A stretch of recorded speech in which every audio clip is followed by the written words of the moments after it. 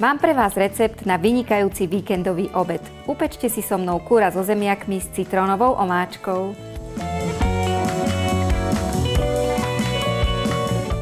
Kuracie stehná osolíme a okoreníme.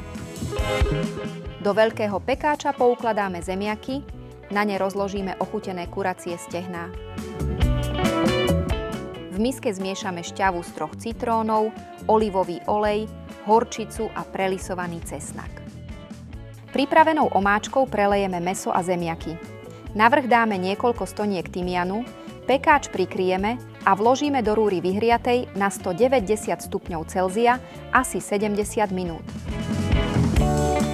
Potom pekáč vyberieme, odokryjeme, kuracie stehná poriadne poprelievame výpekom a teraz už odokryté pečieme do zlatista ďalších 30 minút. Ďalšie výborné recepty nie len na kura hľadajte na našom portáli Varecha.sk a mnohé skvelé jedlá pre vás chystáme aj v našom krásnom mesačníku Varecha.